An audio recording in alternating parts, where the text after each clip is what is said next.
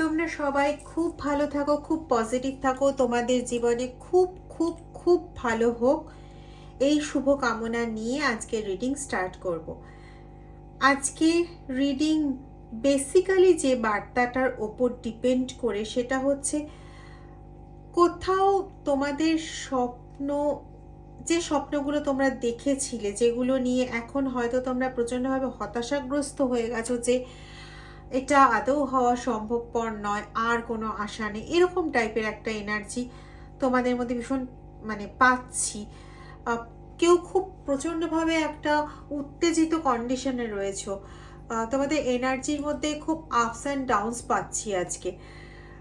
তো কোথাও তোমাদের যে ইচ্ছেগুলো ছিল, যেগুলো একদম হারিয়ে ফেলেছো, প্রায় হতাশ হয়ে বসেছো, সেই স্বপ্নগুলো, সেই অত বছর আগে তোমাদের একটু একটু করে বোনা ওই স্বপ্নগুলো এখন সময় এসছে এগুলো বাস্তবে হবার, বাস্তবায়িত হওয়ার জায়গায় একটা পদক্ষেপ অলরেডি নিয়ে ফেলেছে। এবং খুব বেশি নয়, কারোর ক্ষেত্রে 4.5 থেকে 5 মাস, তো ম্যাক্সিমাম কারোর ক্ষেত্রে 6 থেকে 7.5 মাস এরকম পাচ্ছি। তার মধ্যেই তোমরা তোমাদের স্বপ্নর অনেকটা অংশ পূর্ণ হতে দেখবে। এর ওপর দাঁড়িয়ে আজকের রিডিং। প্লিজ রিডিংটা থ্রু আউট দেখো, খুব ইম্পর্টেন্ট হয়তো কিছু বিশ্লেষণ থাকবে এর মধ্যে, বিকজ এই রিডিংটা আজকে সবার জন্য রিডিং নয়। তাদের জন্য রিডিং যারা স্পিরিচুয়ালি অনেকটা এগিয়ে গেছো, যারা এখন একটা ভালো রকম বিশ্লেষণের মধ্যে থাকো। এই যে বললাম না একটু আগে যে তোমাদের এনার্জি এখন একটা আপস অ্যান্ড ডাউনস, প্রচণ্ডভাবে একটা আপস অ্যান্ড ডাউনসের মধ্যে পাচ্ছি, একটা উত্তেজিত কন্ডিশনের মধ্যে পাচ্ছি। সব সময় যেন তোমাদের মন কিছু না কিছু খুঁজছে। তো তোমরা এখন এমন হয়ে গেছো, যাদের জন্য স্পেসিফিক্যালি আজকের রিডিং, আমার দর্শকদের মধ্যে ম্যাক্সিমামই এরকম ধরনের মানুষই রয়েছো। হাইলি সাইকিক, হাইলি স্পিরিচুয়াল, আপার সেলফে তোমাদের অনেকেরই ট্রান্সফরমেশন, অনেকের সোলের ট্রান্সফরমেশন অলরেডি ঘটতে শুরু হয়ে গেছে। তো তোমাদের ক্ষেত্রে অনেকেরই জন্য এই রিডিংটা অ্যাপ্লিকেবল হবে, তোমরা শুনলেই বুঝতে পারবে। আমাকে কিন্তু অবশ্যই কমেন্ট সেকশনে জানাবে। ইয়েস, তোমরা এখন না প্রত্যেকটা জিনিস নিয়ে ভীষণভাবে বিশ্লেষণ করতে চাও। আগে তোমরা এরকম ছিলে, ভীষণ ওপর দিয়ে ভাবতে বা ওপর দিয়ে দেখতে। তোমাদের মনে হতো যে আমার স্বপ্নটা, তোমার স্বপ্ন অবভিয়াসলি কোনোদিন তোমার একার জন্য ছিল না, এখনো নেই। আর যে স্বপ্নটা সত্যি হওয়া আর কখনো পসিবল নয় বলে তোমরা মনে করছো, সেই স্বপ্নটাও তোমাদের একার জন্য নয়। তোমরা কখনো একার জন্য স্বপ্ন দেখোই না, এটা হচ্ছে তোমাদের মধ্যে সবচেয়ে বড় গুণ। এই জন্য আমি আমার সমস্ত ভিউয়ার্সদের আমি প্রচণ্ডভাবে রেসপেক্ট করি, কারণ এরকম মানুষ সত্যি খুব কম পাওয়া যায়। আর আমি ভীষণ লাকি যে আমার ভিউয়ার্সরা ম্যাক্সিমাম এরকম, যার জন্য রিডিংয়ের এই এনার্জিটা অনেক ক্ষেত্রে পেয়েছি, অনেক সময় পেয়েছি। তো gratitude to all of you, thank you very much. তো যেটা বলছিলাম যে তোমরা যে স্বপ্নই দেখেছিলে না কেন, সেটা কখনো শুধুমাত্র নিজের জন্য দেখোনি, দেখেছো আর 5 জনের জন্য, সবার জন্য। হ্যাঁ, তোমাদের যারা থার্ড পার্টি বা তোমাদের যারা শত্রু, তারাও এরকম ধরনের কথা বলে, কিন্তু তোমাদের দুজনের কথার মধ্যে না অনেক অনেক ডিফারেন্স আছে। সে ওই কথাগুলো বলে আর 5 জনকে আকর্ষণ করার জন্য, তোমার কিন্তু ওগুলোর প্রয়োজন নেই। সত্যি তোমার ওগুলোর প্রয়োজন নেই। তুমি ওর সমস্ত গালগপ্প ফাদা কথাবার্তাগুলো শোনো, মুচকি হেসে বেরিয়ে যাও। তুমি ওগুলোর কোনো উত্তরও সেরমভাবে দাও না। কিন্তু হ্যাঁ, তুমি নিজে এখন একটা ভালো রকম টেনশন মার্কা একটা কন্ডিশনের মধ্যে পড়ে আছো, বিকজ তোমার মনে হচ্ছে যে আর কিছু হওয়ার নেই, এইটাও বোধহয় কোনোভাবেই আর হবে না। একটা হোপলেস কন্ডিশনের মধ্যে পড়ে গেছো বলে তুমি ভাবছো, যেখানে দাঁড়িয়ে তোমার স্বপ্ন সত্যি হওয়ার দিকে তুমি এক পদক্ষেপ কেন অনেক স্টেপ পিছিয়ে গেছো বলে তোমার মনে হচ্ছে। তো সেখানে দাঁড়িয়ে আজকে শুধু দুটো কথা বলবো। এক হচ্ছে, তুমি স্বপ্ন পূরণের পথ থেকে সরোনি, বরং স্বপ্ন পূরণের দিকে অনেক বেশি এগিয়ে গেছো। 2 নম্বর, তুমি এখন এতটাই বিশ্লেষণের জায়গায় চলে গেছো যে, এটা সবার ক্ষেত্রে না, এটা বেশ কিছু জনের ক্ষেত্রে যাদের নিজের স্টারডমটা অনেকটা বেশি হাই হয়ে গেছে, যারা অলরেডি অনেকটা নিজের পুরনো ফিলিংস থেকে বেরিয়ে এসেছো, নিজে অনেকটা নিউট্রাল হয়ে গেছো, অনেকটা বলে না ঈশ্বরের ওপর অন্ধবিশ্বাস, ওই জিনিসটা তোমাদের মধ্যে হয়ে গেছে। ঠিক আছে, যেখানে তোমরা জানো যে এতদিন পর্যন্ত এই যে আমি দাঁড়িয়ে আছি, সে আমার কিছু থাকুক না থাকুক, আমি যে দাঁড়িয়ে আছি সেটাও একমাত্র মানে দাঁড়িয়ে আছি এটাও কম কিছু না, এটাও বেশ বড় সড়ো একটা ব্যাপার। না হলে পরে তিনি না থাকলে, সে বাবা হোক, মা হোক, কৃষ্ণ হোক, আল্লাহ হোক, যিনি হোক না কেন, যা তুমি যে ফর্মেই তাকে ডাকো না কেন, দেখো না কেন, তিনি যদি না থাকতেন তাহলে তোমার এই শত্রুরা, তোমার এই ডেস্ট্রয়াররা তোমাকে কমপ্লিটলি ডিস্ট্রয় করে দিত এতদিনে, তোমার কোনো নাম ও নিশান থাকতো না। তাই তুমি যাই হয়ে যাক না কেন তাদের উপর ভীষণ ডিপেন্ড করো। কিন্তু বর্তমানে তোমার সঙ্গে এমন কিছু জিনিস ঘটছে, যেমন শরীর খারাপ হওয়া, ঘাড়ের কাছে একটা ভালো রকম ব্যথা হওয়া, আমি এখানে পাচ্ছি বেশ অনেকেই আছো যারা কোষ্ঠকাঠিন্য এবং অ্যাসিডিটি, আমার পরিষ্কার এই দুটো উঠে আসছে, এই দুটো সমস্যায় প্রচণ্ডভাবে ভুগছো। হ্যাঁ, এগুলো নর্মাল সমস্যাও বটে, কিন্তু ওষুধপত্র খেয়েও বা সব কিছু করেও এই সমস্যা যখন মিলছে না, আর এমনও না যে এই সমস্যাগুলো অনেক বছরের পুরনো সমস্যা যেগুলো ওষুধ খেতে খেতে আর মেটার মতন জায়গায় নেই, এরকম সমস্যাও তোমাদের নয়। সমস্যাগুলো খুব রিসেন্ট টাইমের সমস্যা। হ্যাঁ, আগে হতো, মাঝে মাঝে হতো, আবার মানে সেগুলো শেষও হয়ে যেত, কিন্তু এইবার যেটা শুরু হয়েছে এমন মনে হচ্ছে যেন এই বহু বছরের সমস্যা একইভাবে থেকে গেছে এবং কোনো ওষুধ, কোনো ডাক্তার, কোনো পদ্ধতিতে কিচ্ছু কাজ হচ্ছে না। তো এই ধরনের প্রবলেমগুলো তোমার মধ্যে ঘটছে এখন প্রচণ্ড পরিমাণে। এবং কাঁধে ব্যথা, ঘাড়ে ব্যথা, এটা ভীষণভাবে পাচ্ছি। কোমরে ব্যথা, কাঁধ, ঘাড়, কোমর, মাথার মধ্যে একটা বেশ চাপ ফিল হওয়া সব সময়ের জন্য। আর একটা বিষাক্ততা, মানে সব সময় মনে হচ্ছে যেন চারপাশের পরিবেশটা প্রচণ্ডভাবে বিষাক্ত হয়ে উঠেছে, প্রচণ্ডভাবে সমস্যার হয়ে উঠেছে, প্রচণ্ডভাবে মনে হচ্ছে যেন কেউ তোমাকে নিয়ে প্রচণ্ড খেলছে, প্রচণ্ডভাবে বান মারছে, প্রচণ্ডভাবে তিক্ত করে তুলছে তোমাকে, এরকম তোমার ভীষণভাবে মনে হচ্ছে।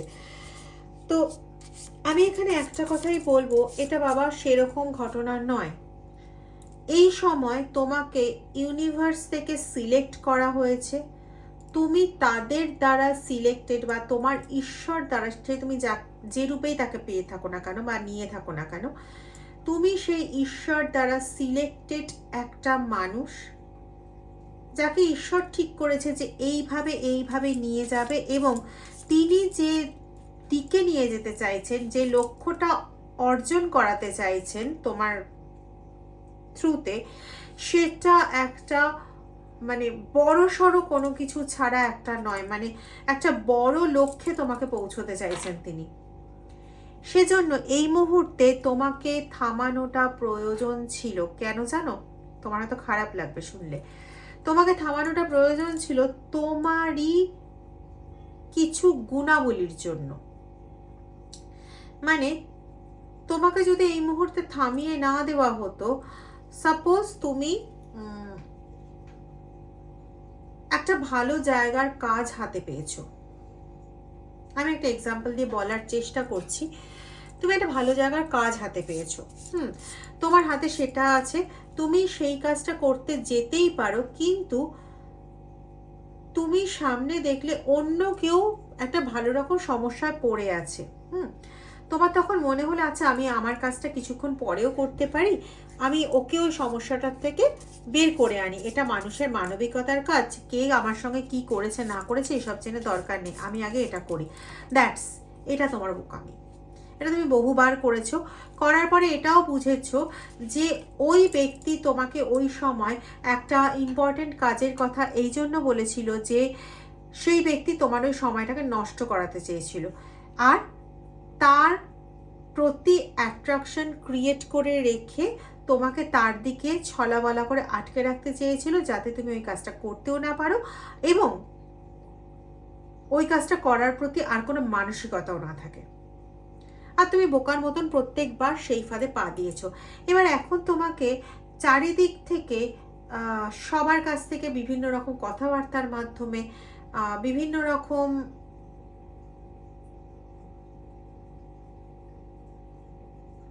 উল্টোপাল্টা কথা শোনানোর মাধ্যমে, চিটিং করানোর মাধ্যমে তোমাকে উনি এতটাই অ্যালুফ করিয়ে দিয়েছেন যে উনি বাধ্যই করেছেন।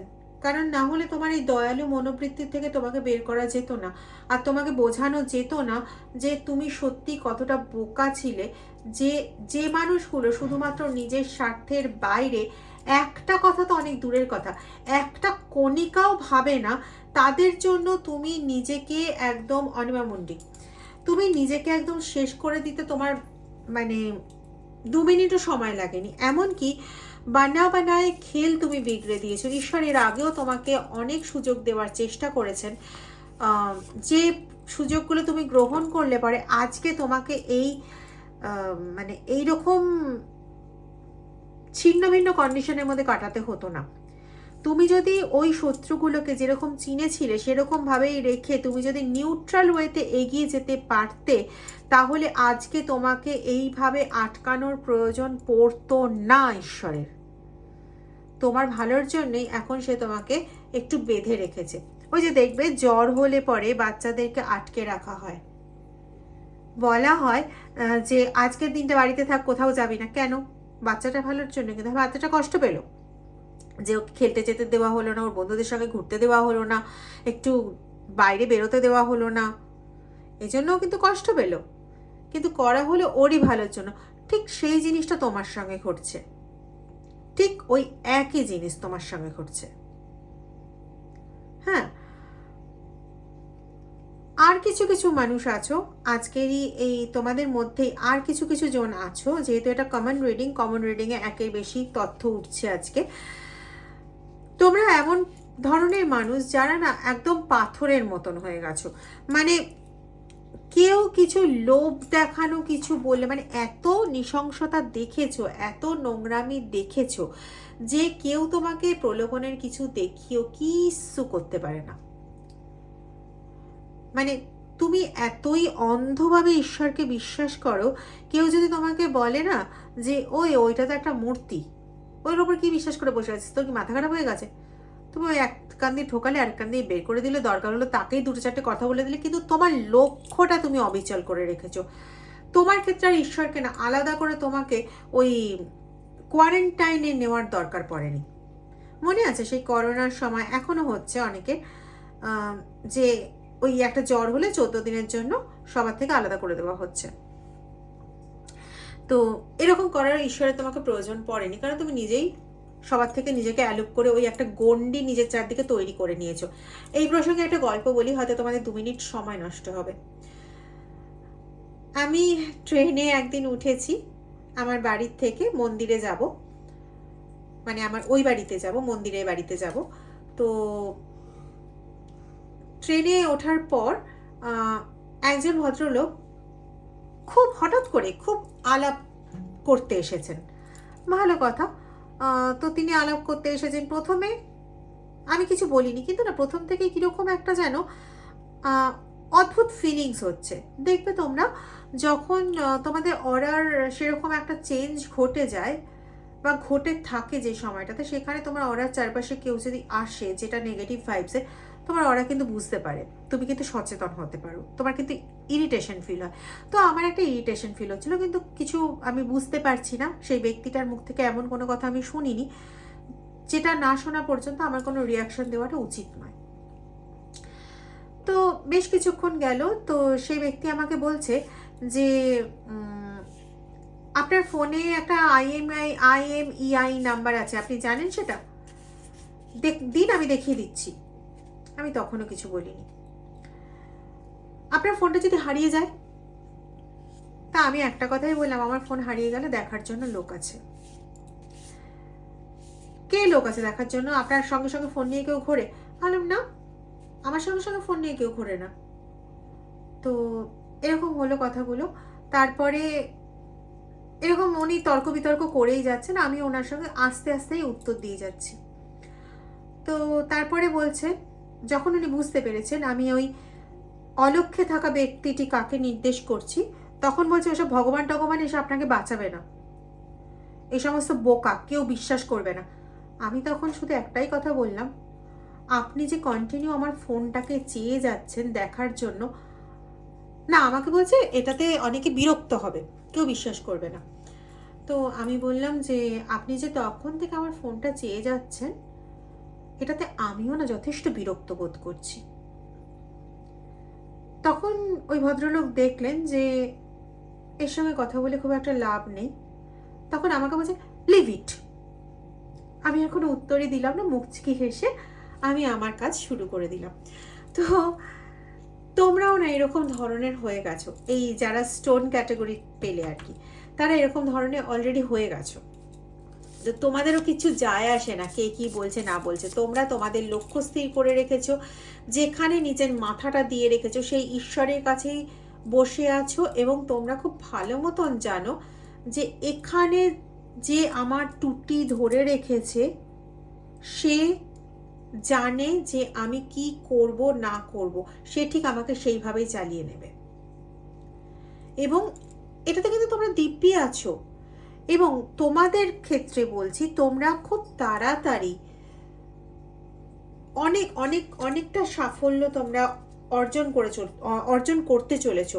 তোমাদের যে স্বপ্নগুলো একটা সময় তোমরা দেখেছিলে, যে স্বপ্নগুলোকে তোমরা ঈশ্বরের পায়ে ছেড়ে দিয়েছো, সেই স্বপ্নগুলো তোমাদের পূর্ণ হতে চলেছে। বাকিদেরও যে পূর্ণ হবে না সেটা কিন্তু আমি বলছি না, বাকিদেরও পূর্ণ হবে, কিন্তু বাকিদের পূর্ণ হতে একটু সময় লাগবে, কারণ তোমাদেরকে এখন প্রিপারেশনে রাখা হয়েছে।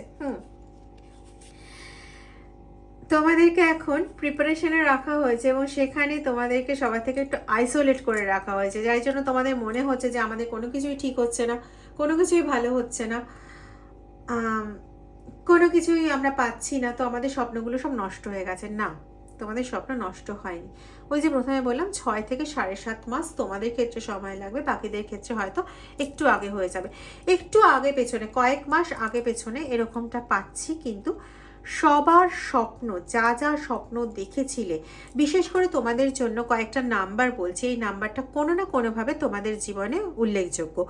2796 নাম্বারগুলো একসঙ্গেও কম্বিনেশনও থাকতে পারে, অথবা আলাদা আলাদা করেও থাকতে পারে। কারোর জন্য ফেব্রুয়ারি মাস, সেপ্টেম্বর মাস, জুলাই মাস, জুন মাস, এগুলো বেশ ইম্পর্টেন্ট মাস হতে পারে, কোনো কারণে তোমাদের জীবনে ইম্পর্টেন্ট মাস হতে পারে। আচ্ছা, স্টেয়ারকেস, কারোর স্টেয়ারকেস থেকে পড়ে যাওয়ার কোনো ঘটনা থাকতে পারে, বা কারোর পরিবারের কারোর পড়ে যাওয়ার ঘটনা থাকতে পারে। স্টেয়ারকেসটা বেশ ইম্পর্টেন্ট একটা ব্যাপার এক্ষেত্রে। Angel number 2 is very very important. ঠিক আছে, কেউ কেউ এখানে হয়তো আছো যারা শিব ভক্ত, কৃষ্ণ ভক্ত, শিব ভক্ত, মকর রাশি, এই জিনিসগুলো পাচ্ছি। অ্যাকোয়ারিয়াস, কুম্ভ, ক্যাসেল। দেখো, যেটা বলছিলাম যে তোমাদের চারদিকে তোমাদেরই ভালোর জন্য একটা প্রাচীর তৈরি করে দেওয়া হয়েছে, যেটা তোমাদের এখন মনে হচ্ছে খুব একটা বাঁধো ব্যাপার। দেখবে, মা যখন সন্তানকে জন্ম দেয়, সেই সন্তান সবার কাছে যায়, সবাইকে এক একটা করে নামে ডাকে, কাউকে বাবা ডাকে, কাউকে কাকা ডাকে, কাউকে দিদা ডাকে, কাউকে ঠাকুমা ডাকে, কিন্তু সবচেয়ে বেশি যন্ত্রণাকে সহ্য করে যে জন্ম দিচ্ছে সে। আর জন্ম দেওয়ার পর সবচেয়ে বেশি আনন্দটা সেই পায়।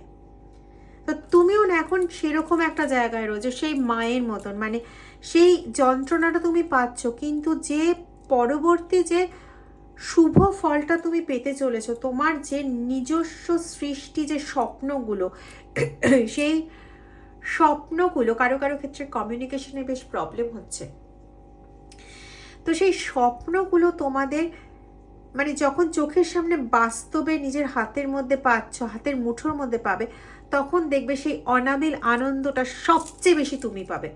এবং তুমি নিশ্চিন্ত থাকো, 110% শিওর যে তোমার স্বপ্ন সত্যি হচ্ছেই হচ্ছে। এটা কিন্তু ডেফিনিট, মানে 100% থেকেও বেশি, 1000 টাইমস ডেফিনিট। হ্যাঁ,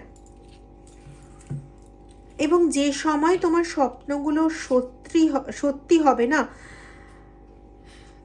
তখন ভেগধারী ব্যক্তিরা বা তোমার চারপাশে যারা ঘুরঘুর করে শুধুমাত্র তাদের লক্ষ্য পূরণের জন্য, তাদের উদ্দেশ্য পূরণের জন্য, বলা বাহুল্য তারা তাদের লোভ পূরণের জন্য, তাদের স্বার্থ পূরণের জন্য যারা তোমার চারপাশে ঘোরাঘুরি করে, তুমি তাদের জন্য জীবনের আর কোনো ইম্পর্টেন্ট মুহূর্তকে নষ্ট করে নিজেকে পয়পাতে আর নিয়ে যাবে না। তোমাকে ঠিক সেইভাবে তৈরি করে নেওয়া হচ্ছে। কেউ কেউ তৈরি হয়ে গেছে অলরেডি, 7 তাদের জন্য উল্লেখযোগ্য, আর কিছু মানুষকে তৈরি করে নেওয়া হচ্ছে। তোমরা দেখবে তোমাদের এই যাত্রাতে তোমরা বেশ কিছু জিনিস এরকম পাচ্ছ যে তোমাদের মনে হচ্ছে যে এটা আমাদের ভালো লাগছে না আর। আগে ওই জিনিসটার প্রতি তোমরা খুব অনুরক্ত ছিলে, বা ওই ব্যক্তির প্রতি তোমাদের প্রচণ্ড একটা মোহ ছিল। ওই ব্যক্তির সঙ্গে জানো যে ওই ব্যক্তি তোমার কখনো হিতর জন্য, মানে তোমার ভালোর জন্য কোনো কাজ কখনো করে না, এটা তুমি জানো। ওই ব্যক্তি তোমাকে মানে টিটকারি মারতে, পেছন থেকে ছুরি গেঁথে দিতে বা তোমার ক্ষতি করার জন্য হেন উপায় নেই যে অবলম্বন করেনি, তুমি খুব ভালো মতন জানো। তথাপি একটা সময় ছিল যখন ওই ব্যক্তি তোমার দিকে তোমার সাথে কথা না বললে বা তোমার সঙ্গে এরকম কাজ করলে তুমি প্রচণ্ড কষ্ট পেতে। এখন কিন্তু তুমি আর সেই এনার্জিতে নেই। এখন তোমার ক্ষেত্রেও এই জিনিসটা হয়েছে যে ওই ব্যক্তি ঠিক আছে আসেনি তো আসেনি, ভালো হয়েছে, মঙ্গল হয়েছে, মানে মঙ্গলজনক ব্যাপার হয়েছে, ওই ব্যক্তি যে আসেনি, এরকম একটা জিনিস তোমার এসে গেছে অলরেডি। তো তুমিও কিন্তু তোমার সেই সত্যটাকে, তোমার সেই স্বপ্নটাকে পূরণের লক্ষ্যে অনেকটাই এগিয়ে গেছো। এবং দেখো bottom of the deck the flame, তো তুমি কিন্তু সেই শিখার অলরেডি, স্বপ্ন পূরণের সেই যে অন্তিম শিখার যে জ্বালানোর যে জায়গাটা, ওটা কিন্তু তুমি অলরেডি জ্বালিয়ে ফেলেছো। এই এনার্জিটা প্লিজ ক্লেম করো। অ্যান্ড যদি সম্ভব হয় তাহলে ভিডিওটা শেয়ার করে দাও। যারা আমার থেকে পার্সোনাল রিডিং নিতে চাও তারা ডেসক্রিপশন বক্সে দেওয়া নাম্বারে হোয়াটসঅ্যাপ করো, ঠিক আছে? আর ভিডিওটা একটু শেয়ার করে দাও। যারা এখনও সাবস্ক্রাইব করোনি তারা প্লিজ সাবস্ক্রাইব করে বেল আইকনটা প্রেস করে দাও। আর পজিটিভ থাকো, তোমাদের সঙ্গে বিশ্বাস করো খুব ভালো হতে চলেছে, খুব ভালো, এতটা ভালো তোমরা এর আগে কখনো পাওনি সেভাবে। হর হর মহাদেব, ওম নমঃ শিবায়।